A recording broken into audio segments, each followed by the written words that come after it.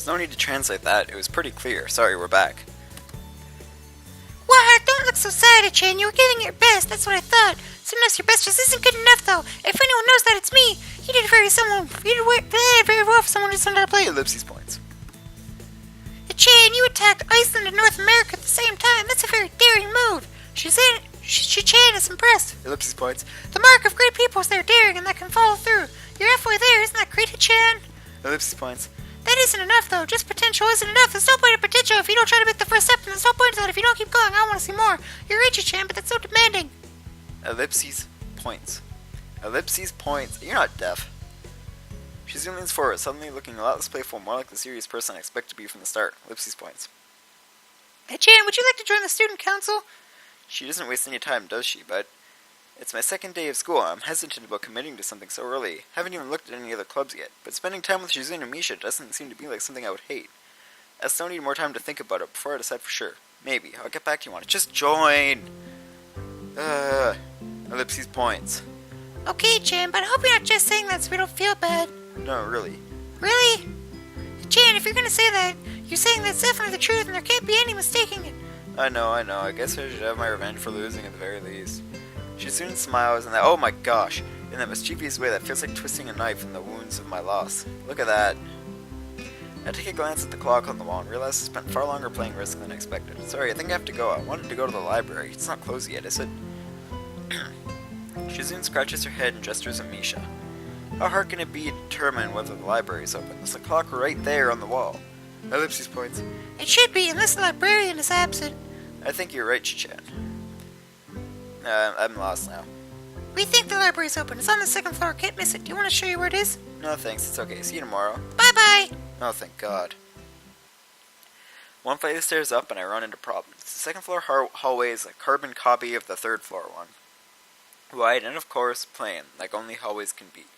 The problems of the library's whereabouts are not as easily determined as one would think. The classrooms are marked with signs stating which class they belong to, but then there is a plethora of other unmarked rooms. Is the library one of them, or is it just somewhere down the hallway? I bet on the ladder and choose my direction at random. After I turn around the corner, an unmarked door draws my attention because it's not closed. It's not open either, though, just barely ajar, so I can see it's open and nothing else. It would make sense for the library door to be invitingly open, and while this one's not quite that, it's good enough. At the very least, it means someone is inside, and I can ask for directions no matter how embarrassing that is. I gingerly push on the center of the door with my fingertips, every muscle in my arm ready to pull back at a moment's notice. The feeling of being an outsider to the school can't be shaken from my mind, so much that I instinctively fear doing something wrong by entering. The door slowly creaks as if groaning from a deep sleep, though it's much easier to open than I'd anticipated. Leaning over and poking my head further inside to gain sight of the room as fast as possible, the meek "hello" on my lips is quickly snatched away. Blonde lady with a black bow tie in her hair. Ellipses points. This is not as I was expecting. My mind has let the door open to its full extent, taking in the sight of the solitary figure taking center stage in the otherwise abandoned room. The situation seals my voice, leaving me standing at the doorway staring at the beautiful girl. Evidently having taken her time to assess the situation, the girl gently puts down her teacup and opens her eyes but doesn't look at me. You look like you're gonna be not as annoying, so... Hello there. May I help you? Such a creepy voice. I don't know, I'll think of it. Staring directly in front of herself, movements from her lips seem to break the silence rather than the words. However, it's the soft, measured voice that reminds me she's separate from the room itself. Not only is she likely the tallest girl I've ever laid eyes on, but even among the foreigners I met, she's strikingly distinct. Hi. Sorry for intruding, but I was just kinda lost. She takes a moment to formulate a response before speaking. Every action she takes feels like as if it's carefully choreographed beforehand. Care to take a seat? I expected, considering that I've been chewing upon her. I'm sorry, I'm yawning. My throat hurts. Thanks. I slowly step towards the seat opposite her, the girl resting the teacup and saucer on the wooden table in between. The way she doesn't track my movements with her head is telling. That, and the slight cloudiness to her eyes, means she must be at least partially blind. Like Kenji. She's blind, okay.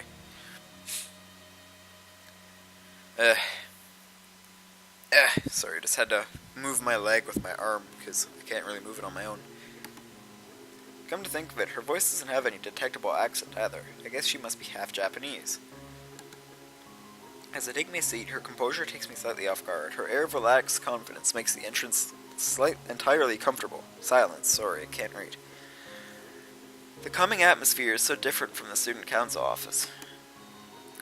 I take it you're a new student to Yamaku. That's her voice right there, I guess. Yeah, I just transferred in yesterday.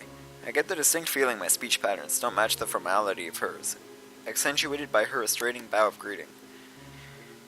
One which I hasten to match before realizing the futility of the action.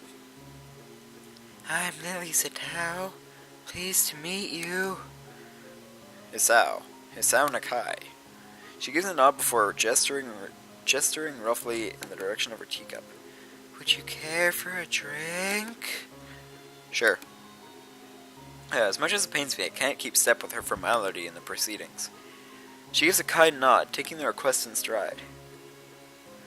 Without another word, she steps off the chair, preparing to take a cup of tea from a collection of supplies she had laid on a long shelf. A brush here, a brush there, her left hand often lightly touching the side of whatever container she's pouring into. It seems to be a process she's followed dozens of times before. As I lean sideways to see her on her back, she seems to use her long, dainty finger to measure the right amount of water in the cup. It's one thing to see the different disabilities the students in my class have, but it's quite another to see how everyone seems to adapt to it. Shizune and Misha have no problems working together to communicate to me, and Lily herself seems to have workarounds for problems I've never thought of. While I feel slightly guilty about her doing the work, she seemed pleased to be following the correct process of the offerer preparing the drink. So, Her soft voice brings me on by silent observance. which room were you looking for? It's not often this classroom is visited after school. The school library. Shizune and some classmates told me it was on this floor. She finishes pouring water into the teacup as she nods, a small metallic tapping coming from the teacup indicating it's being stirred. I'm aware of Miss Hakamichi, as are most students. To be with them means you're in class 3-3, no? That's right, in the science room with Mutao. She gives a small giggle before setting down the teaspoon and slowly walking toward the table, teacup and saucer in hand. He's quite a character. I imagine you'll come to like him like most do. As she sits on the tea, I gently take it and have a sip. I'm really more of a coffee person, but this seems like a rather bad moment to bring it up. Nonetheless, the smell's quite nice. I hardly think it'd be hard to choke down. Thanks, Satao. It tastes really nice. She smiles quickly and waves her hand in front of her face. Lily, please. There's no need to be too formal.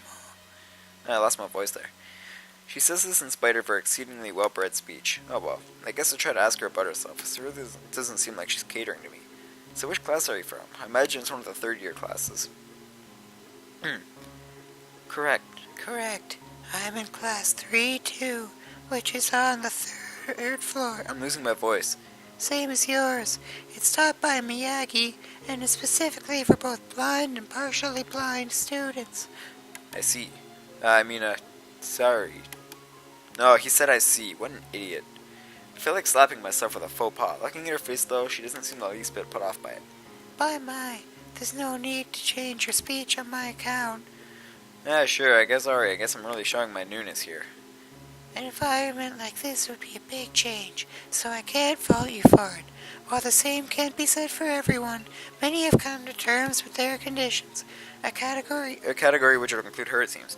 I would try to jump ship from this particular topic. I segue into another. Do you come here to drink tea often? It's a really nice place. Thinking on it, this might be her version of that place behind my school that I liked having lunch at. I come here fairly often during lunch times. My duties as class representative don't leave enough time for an official club, so a friend and I use this room for having tea. Class representative, huh? Compared to Shizune, her mannerisms seem to be almost completely opposite.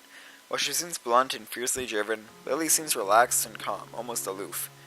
Come to think about it, she might be useful for a less biased view of the school's clubs. What kind of clubs are there to join? The more popular ones are the track and field club, which uses the field near the school during lunch times, the baseball club, and the book club in the room near the library. Okay, we're running out of time. There's also numerous moments too. There are music clubs. At a time when I just want to get on my feet, rushing into a club night away might seem slightly unappealing. I wonder if this school shares the same rules as my old one. Is it compulsory to join a club? And we'll find out next time, I guess. Yeah, so keep watching. For the 2 people that have seen this. See ya.